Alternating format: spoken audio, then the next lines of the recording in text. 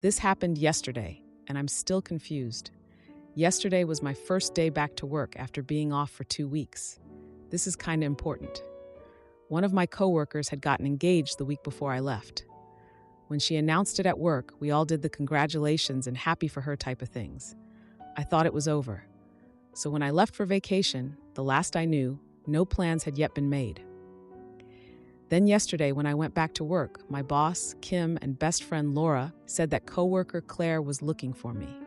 I asked what was up, and they weren't sure, but she was carrying a little gift bag. A few minutes later, Claire found me and asked how my vacation was. I was telling them about it, and she cut me off and said she had a very important question to ask. She handed a little gift bag and asked if I would be her best man of honor for her wedding.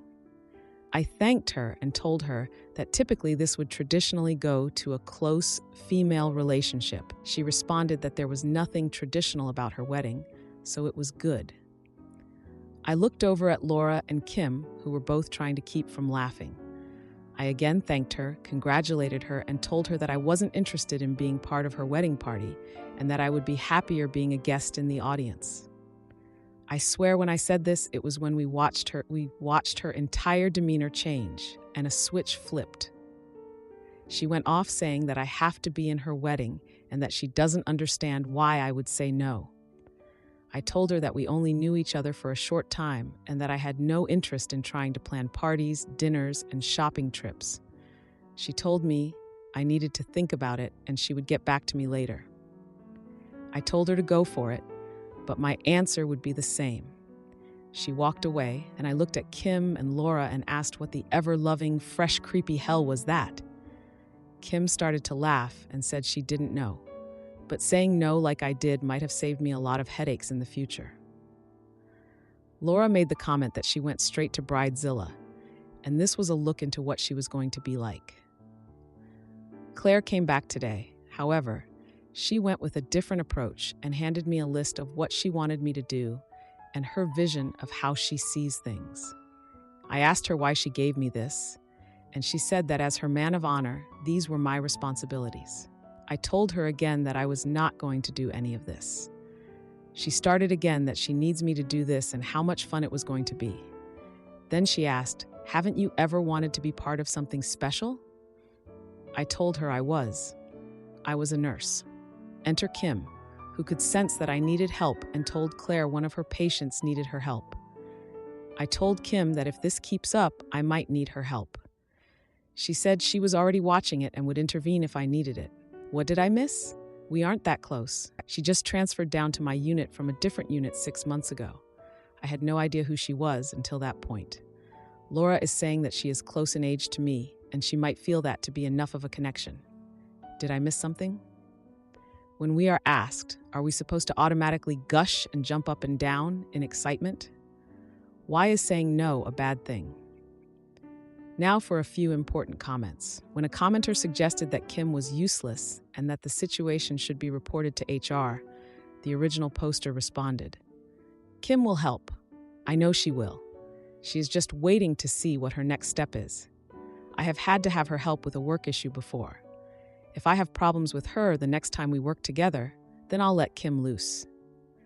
When asked if this was a weird way to flirt, the original poster replied, "It won't work with me. I like weenie, LOL, and I have a boyfriend, LOL." In response to another commenter suggesting it might be harassment, the original poster said, "It becomes an issue if I report it. My boss is seeing all of it so far and has said that she is watching the situation and will intervene if it keeps going. I'm off tomorrow, so I won't see her for a couple of days." Another commenter speculated that Claire might be trying to show off how different and edgy she is by having a man of honor, to which the original poster replied, "I'm a bad gay guy friend. I'm organized when it comes to a lot of things, but planning a wedding is something I have never done and really don't want to learn to do. If I were to ever get married, it's midnight under a full moon at the beach with a few friends and a cookout the next day. LOL." When asked if Claire might be after him for a specific reason related to being part of a marginalized group, the original poster responded, "I don't know her background. Yes, I am gay, and the entire department knows it because I was dating a former nurse, and we broke up. Now I'm dating someone from a different department, and it's all known. All she said was it was a less than traditional wedding and it would be okay. Yesterday, K and L asked if I was afraid of something about it. Maybe if I had to wear a dress. I said I would rock the dress. I might need a push-up to fill out the front of a dress if it's strapless. LOL, but I just don't want anything to do with it. I have no interest. My life is crazy enough right now. Planning a wedding would go from crazy to insane. Now for the next day's update. Hey everyone. First, I apologize. I never thought this was going to go as crazy as it did. I want all of you to know I read all of your responses and responded to as many as I was able to. Thank you all for your amazing insights and comments. Many that made me laugh, which I needed. I have been sick, and that really helped to cheer me up. I had to meet with my lawyer today regarding family issues. My neighbor, best friend / coworker Laura took me. I really felt awful, and driving wasn't a good idea. We were talking about this on the way, and we both were asking a lot of the same questions that all you were asking. The big one was that we were asking about the circumstances of her transfer. She went from Med-Surg 4W to the ER. That is a huge change. I have to work tomorrow, so we will see what happens. But Laura and I are going to ask Kim about the transfer and raise a couple of other concerns. After I got home from the meeting with my lawyer, I slept for the rest of the day. I really don't know anything about Claire outside of work. Our relationship is 100% purely work-related. That was why I was so surprised that she asked me to be the man of honor. I have a very small friend base, and I like to keep it that way. I really have no interest in being a part of this. I'm not a wedding person. After reading so many Bridezilla stories and hearing about over-the-top weddings, they have become a huge turnoff to me. Spending tens of thousands to hundreds of thousands of dollars with insane, unrealistic demands that turn people against each other. Why? I would rather use that money and spend that time planning my next trip or vacation. Many people said that I was being used as a token or prop in a wedding or a gay best friend. I never really thought about it. I admit that I'm out and proud. But I'm not going to just pretend to be someone's friend just so they can fulfill some kind of fetish they have for wanting to have a gay best friend or some kind of status she feels the need to fulfill. It takes me a lot to get offended, but if this were actually the case, then I would really be rather offended. I was not put on the face of the earth to be someone's play toy. A lot of people have said that maybe she doesn't have a boyfriend. She does. She has brought him in before. If she has any insecurity, I don't understand it. She is attractive, smart, and knows her stuff. So I'm at a loss as to why she is acting like this. A lot of people say go to HR. I'm starting that process with my boss, Kim. She is completely aware of the situation, being with us when all this happened. She has told me that she is watching the situation and will jump in if I need her to. I trust her completely. While Kim and HR can control the situation from the hospital, they can't control the situation from a personal level if she were to maybe follow me home or a situation like that. So I think that covers it all. I wish I could say this is over, but most likely there is more to come. Now for a few comments. Someone commented about my username, saying I'm not just an RN because there's nothing just about RNs. You folks, regardless of gender, do the medical heavy lifting. And when we can't get a straight answer from the busy MDs, the nurses provide the no-shit information. I responded that my name is kind of an ongoing running inside joke. I'm told at least once a day or so from a patient that I'm just a nurse. One day I heard it 3 times. I don't really take offense to this. And in a joking way, I repeated what the patient said, and my boss, Kim, jumped my case about it. That's not the case at all. I love my job. It's a huge part of me and who I am. It's a part of my identity. Another commenter asked about her list of demands or responsibilities, wondering if she really thought I would change my mind now that I had all this work to do and money to spend. I replied that it pretty much had me planning the whole thing. She wanted me to plan the bridal shower, the bachelorette party, coordinate dress shopping and fittings, and make sure everyone was having fun with the whole thing, just to name a few. Then someone else commented, "What the ever-loving fresh creepy hell is this, LMAO?" I said I had no idea what the ever-loving, fresh, creepy hell was from something. It's just something I have always said. Now for the 3-day update, this intro is going to be long, but I'm telling you about this for a reason. And later in this update, it will make sense. I'm hoping this will be done and that this will be the last of this whole situation. I was born into a family where I was referred to as an issue that needed to be dealt with. I lived in the shadows of my sister, who was the child my parents wanted. They wanted one child, which was a girl. That way, Dad had his daddy's girl, and Mom had her little princess. Then I came along. Keep in mind that I'm 23, so back then my parents had options but chose not to use any of those options. So instead, my parents raised my sister, and I was raised by a nanny who, even to this day, is one of the biggest influences in my life, and I am so grateful for her. She helped me with so much. I finally realized that all these years later, by being referred to as an issue that needed to be dealt with, they stripped me of my humanity and individuality and self-worth as a person.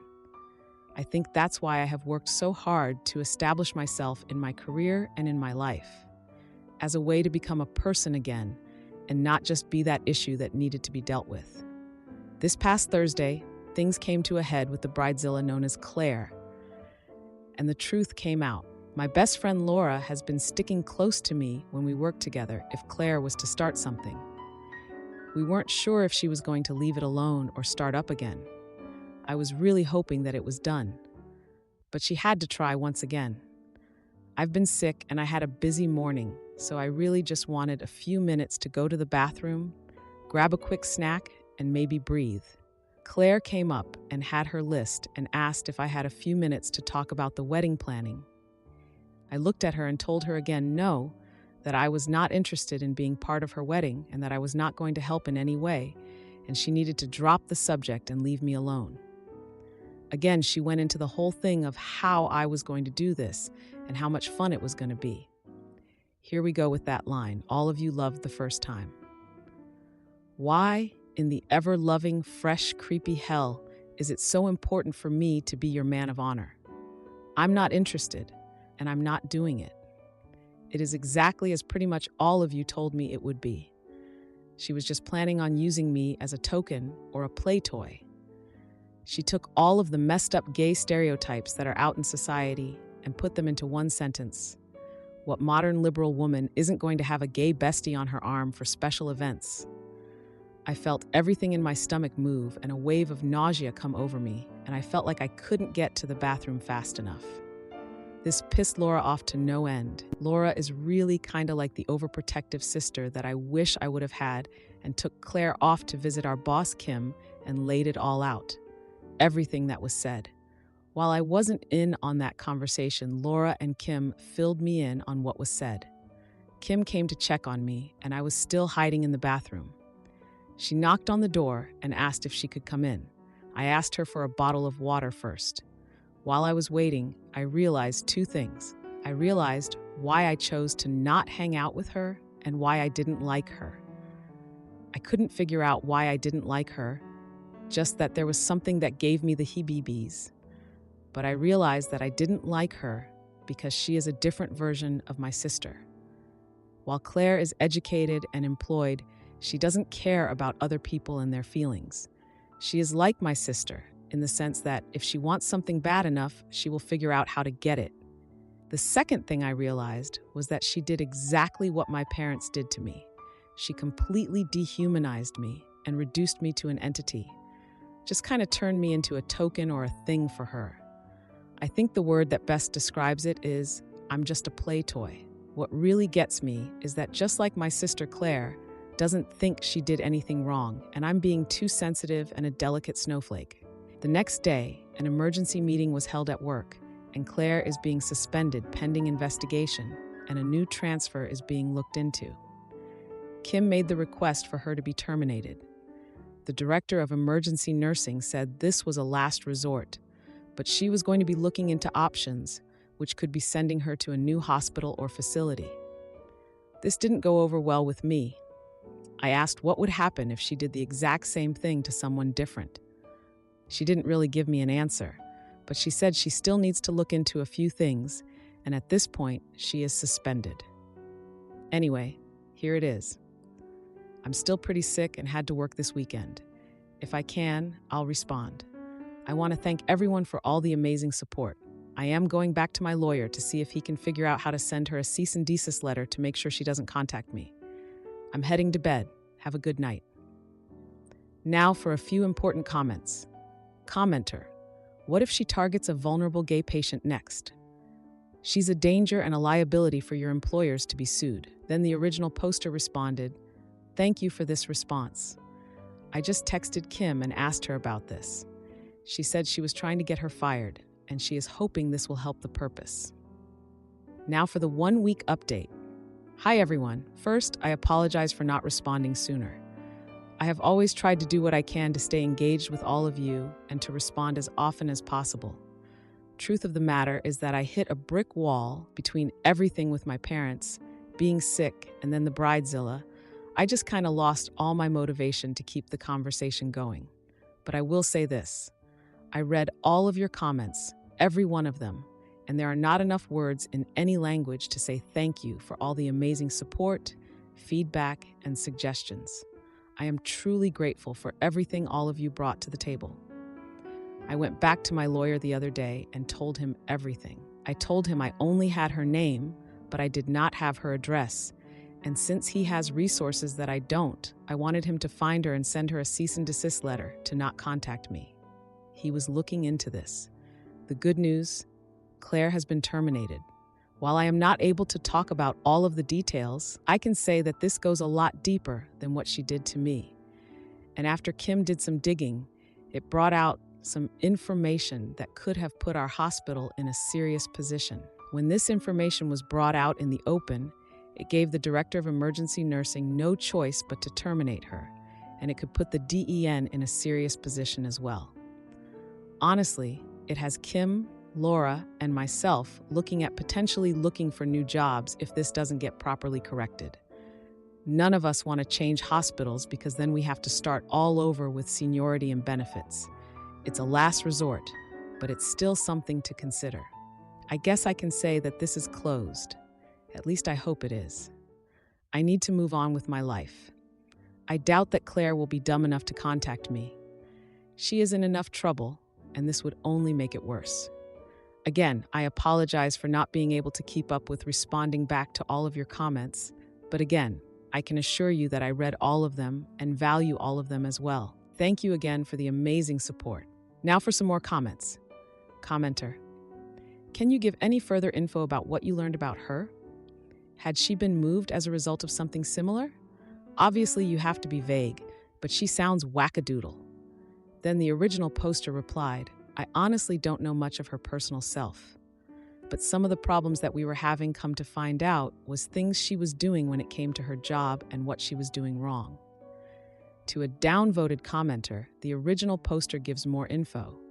Kim, Laura, or myself had nothing to do with getting Claire fired.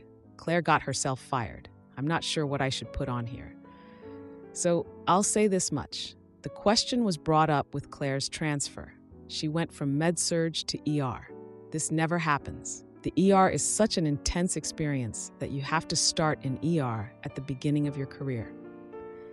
It's an 8-week training program while still doing orientation. With that being said, going from ER to med-surg happens often. So naturally, when someone comes from med-surg, it raises some questions and eyebrows. So basically, what was found out was that Claire, in her own way, committed attack towards a patient and falsified the patient's charts. The med-surg director knew of this, as did the DEN, and it was swept under the rug. We are learning that she may have done this to a patient in the ER as well. I was asked to be in a wedding, and I had no interest in attending. I told her 3 times no in a polite manner, but she refused to take no for an answer. I finally forcefully told her no. Then she did what my parents have done to me for my entire life.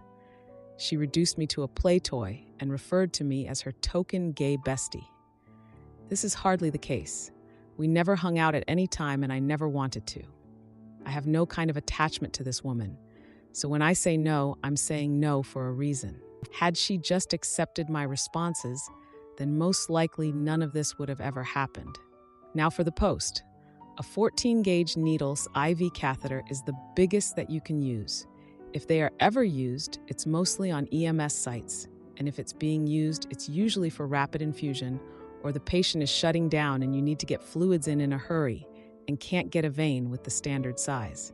Realistically, you should never have a reason to use a 14-gauge. And if you do, in my opinion, then you better have 3 other people with you to help do this. I hope in my lifetime I never have to use one. Also, the HIPAA notice. It's one of the first things you learn at the beginning of nursing school or med school. Basically, HIPAA is keeping a patient's privacy. What you can do is talk about the case as long as you don't reveal any information regarding the patient's identity. Also, opening a patient's file that you have no reason to open is also a violation of HIPAA as well. These are serious offenses and could result in loss of license. With that being said, take this information and do with it what you will and form your own opinion. Now for a few comments. Commenter, hypothetically, what would be a fool reason to try to use one in a hospital setting? Then OP replied, perhaps the nurse was having a bad day and the patient was needy, or the nurse just didn't like the patient. Another commenter, I can't find the 14-dring and HIPAA aspects of the story. Then OP responded, people asking what she did to get transferred from med-surg to the ER. While I'm not sure what to put on here, I put these details here for you to piece together what could have happened. Am I the idiot for refusing to befriend my boyfriend's manipulative ex-roommate who keeps pushing him to move away? My boyfriend, Lee, and I have been together for 2 years. We've been living together for 1. Before we moved in together, he was living with a friend from work, Kim. In the very beginning of our relationship, I was approached by a lot of his coworkers telling me that Lee and Kim used to hook up a lot. That, of course, made me feel uncomfortable. Instead of being an adult and talking about it with him, I got drunk one night and had a breakdown. Not my finest moment, and I've apologized to both him and Kim about my behavior. Lee assured me nothing ever happened between them and that it was just workplace gossip. I completely believe him, and even if he did sleep with her, it's in the past and he's completely committed to me. After we moved in together, his contact with Kim dwindled to just the workplace and occasional get-togethers with mutual friends. Unfortunately, Kim was not so forgiving about my little immature moment. I didn't have the breakdown in public or around Kim, but Lee did tell her about it for some reason. I wasn't too happy about that, but I made it a point to try and take Kim out to lunch and drinks and apologize. I thought all was well, but apparently it's not. Over the last 2 years, Kim has been nothing but awful to me. If we're all out to dinner, she ignores me, rolls her eyes if I start speaking, will cut in front of me as I'm speaking to people like I'm not even there. Whatever, I get it. I tried to be nice, but I'm not her biggest fan either. What has really set me off is the fact that Kim is above Lee in management and is in charge of expansion. She has approached Lee multiple times about going to open a new branch of the company in a city that is a 3-hour flight from where we live. Now, opening a new branch for this company requires the person to live in that new city for at least 2 years, and she has put Lee's name in the running, even though he has told her straight up he does not want to go. I'm livid, and surprisingly he is too, but he doesn't see it as a slight towards me, just that she'd like someone experienced to open the new branch. And he's the most experienced in the company to do it, so it could be that. But I don't know. I feel there's another motive as well. After all of this, Lee still wants me to try and be friends with her. I have told him that a friendship between us just isn't in the mix. I've tried everything to get her to like me, thrown her surprise birthday parties, moved her into a new apartment while she went back to her home state for an emergency. I even bought her a tour at her favorite distillery, all to no avail. I'm done trying. I've told him that I, in no way, want him to stop his friendship with her, but I would rather he not talk about our relationship with her, and that I'd rather not be in a room with her, have dinner with her, unless there isn't a sizable crowd where I can pretend she's not there. I can deal with her at birthday/holiday events, but besides that, I really don't want to be around her. He's obviously hurt that we can't seem to get along, and he keeps trying to push me to be her friend. Apparently, he still thinks that she needs more time to get to know me and see how sorry I was about a mistake I made 2 years ago that I've tried so hard to correct. So, my question is, how do I get Lee to understand that Kim and I will never be friends and that I really just don't want to be around her if I can manage it? Now for a few important comments. One commenter asked how bad the blowout was, wondering if there was yelling or throwing things.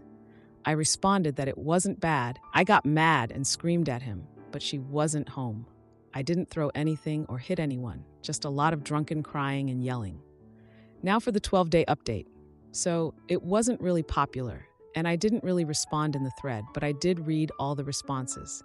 I appreciate the time people took to reply and give their advice, as well as the people who DM'd me and really helped me figure out the situation. To start off, I talked to Lee to really get down to whether or not he did sleep with Kim. He swore again that it never happened and he would have no reason to hide it if it did. I asked him if maybe Kim had a thing for him that he didn't know about, and he thought about it and figured it could be true. I told him again why I didn't want to be her friend and how I didn't like the way she treated me. He wasn't aware of how bad it was, so I asked him to make a conscious effort to try and be more aware when we're hanging out together. He's very aloof about a lot of things. Makes me glad I made the first move in the relationship. A week goes by, and a couple of his buddies from work want to go out to dinner. We agree, and when we show up, Kim is there.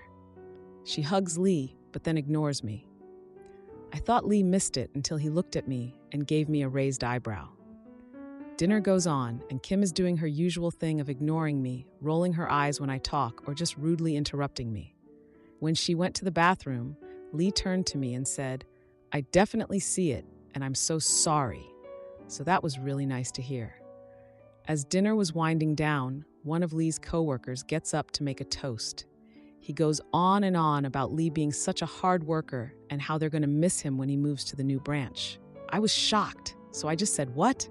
Without realizing, I said it aloud. Lee was just as shocked and told them that he hadn't taken the job and he didn't want the job. That's when Kim said that he was one of the top 3 picked to go down.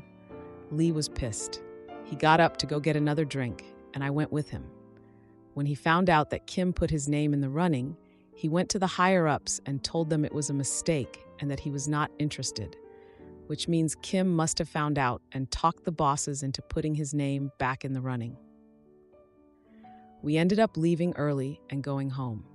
I told him I'd support him if he wanted to go, but he is very much against going.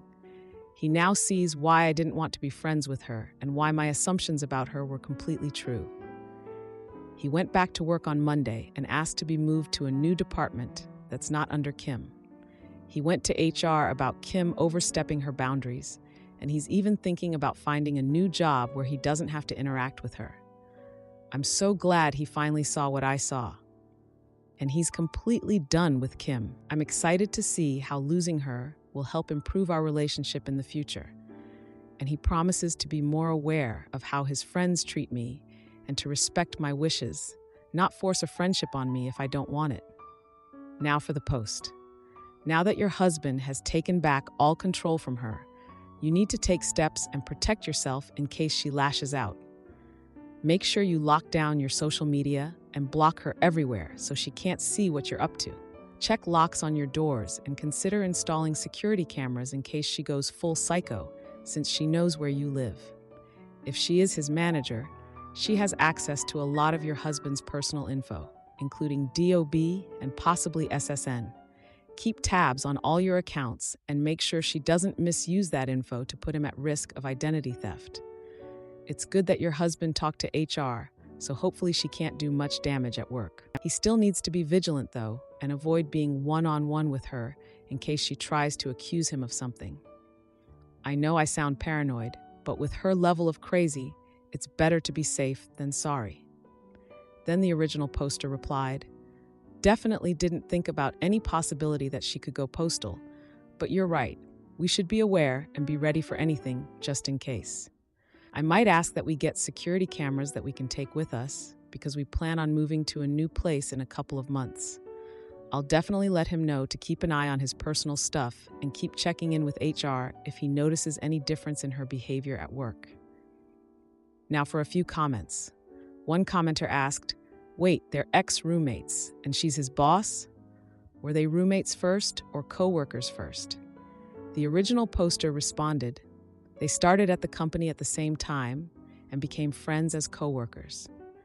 Then they moved in together and became roommates. After a couple of months, Kim went out for a promotion and got it.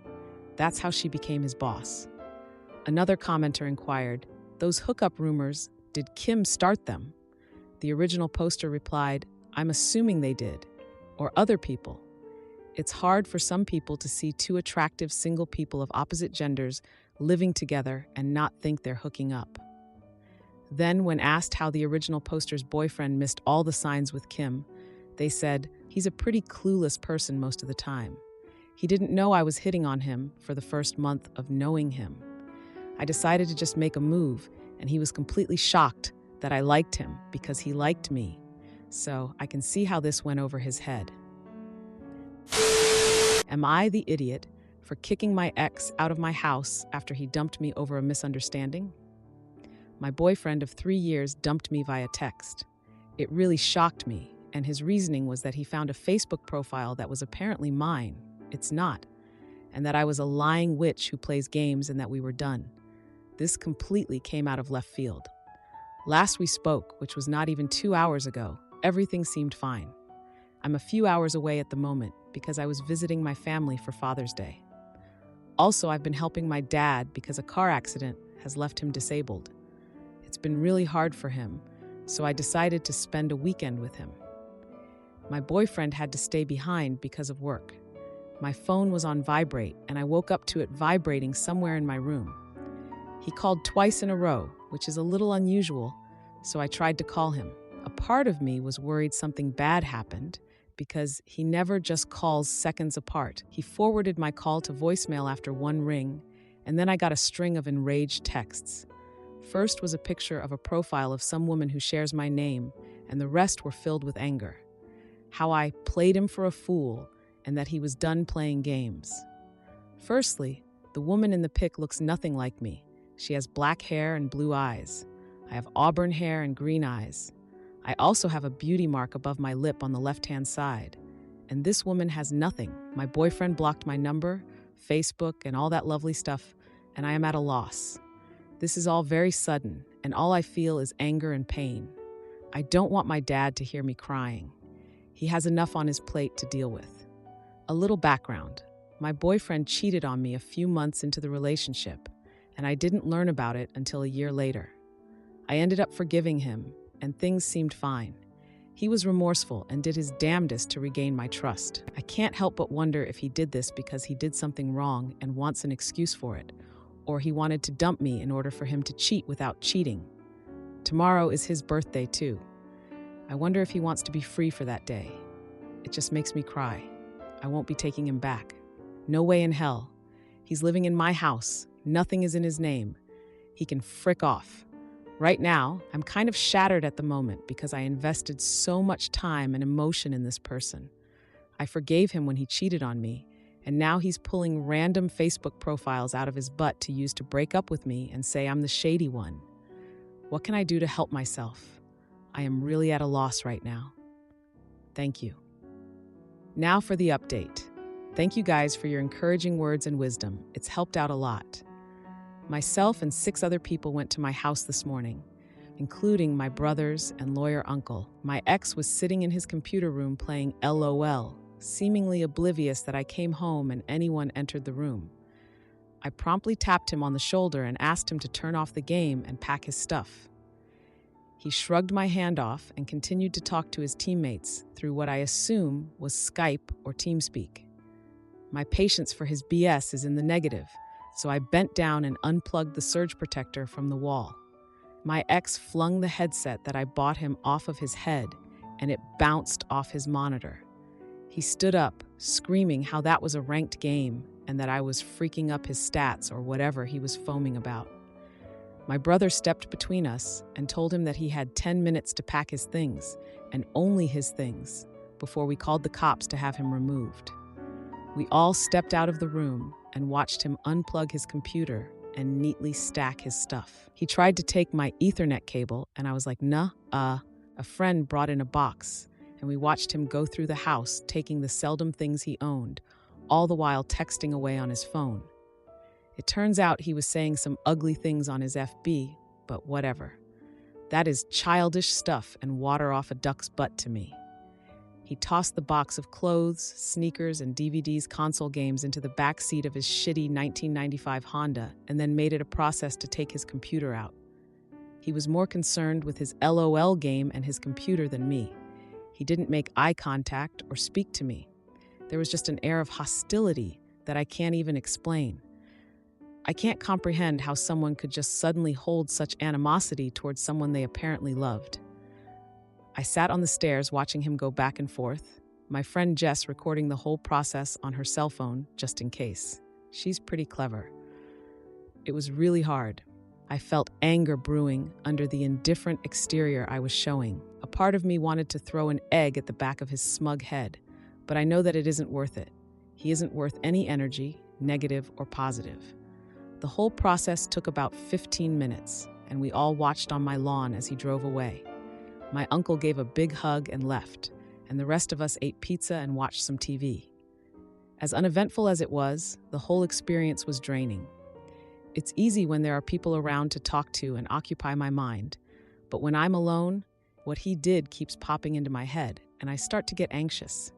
I tossed all of my bedding and sprayed my couches and chairs with deodorizer in the lame attempt of exorcising whatever foul things he may have done. I know, irrational, lol. Today, I'm going to be heading to Bed Bath & Beyond to buy some new bedding and treat myself. I realized that being with him, I didn't really love myself. I was too preoccupied with appeasing him. Any action I took in spoiling myself, whether it be new clothes, a game, or makeup, was met with suspicion. It was all in his whacked-out head. Being alone after being in a relationship for such a long period of time is daunting. I know I'll be fine, if not awesome, after getting that cancer out of my life. I had to set up a rule with my friends and family to not talk about him to me because a friend texted how he was flooding his Facebook with pictures of himself smiling and being happy. I don't want to hear it. If he's happy that he is a resident of his mom's basement and cheats on good women with gutter scum, then so be it. In the end, whether it be 6 months from now, a year, 5 years, whatever, something in his brain will click and he will realize the massive fuck-up he did the last few days. As crappy as it sounds, I hope it makes him miserable. I will be changing my locks despite taking his copy of his keys, and I think I will add extra security just in case. When he was a teen, he vandalized houses of people he didn't like, and judging from his behavior, I wouldn't put it past him to do it again. Also, I'm going to the doctor tomorrow to get tests done. I don't feel anything wrong, but I won't be taking chances. This whole thing has been a life experience. He hasn't ruined any future relationships for me. He did me a favor to up my standards and reinforce my self-worth. I know what to look out for now, and I know what kind of person I deserve. Thank you again, you guys. You brought a lot of great points, and it helped tremendously. I went home with an entourage consisting of big, burly brothers and a lawyer. My ex had a temper tantrum because I interrupted his ranked LOL game to kick him out. Other than that, it was peaceful. I'm going to splurge on nice things today, and tomorrow I will be getting STI tests done. Thank you so much for words of encouragement and compassion, everyone. Now for some comments. One commenter sarcastically said, "Well, how dare you interrupt something as important as LOL just because your name is on the lease? Can't you understand? He was doing something important." Then another commenter asked, "For reals though, isn't it illegal to force someone to leave their living accommodations in 10 minutes under threat of violence? If the police had actually been called and it was explained to them that he had been living there and they wanted him to stop living there, they can't actually remove him immediately, depending on jurisdiction." I responded, "It probably is. Knowing him, he wouldn't put the time and effort into pursuing it legally. The guy is inherently lazy. It was documented that he bragged about moving out on his own accord and leaving my pathetic bitchiness behind on his Facebook wall. So if he really did try to take it to court, I would show the judge those screenshots. He wasn't under threat of violence, though. He threw property in anger and came at me aggressively. Everyone was very peaceful in the matter, and it probably is immature to toss him out on his butt without forewarning. I'm just happy the leech is gone.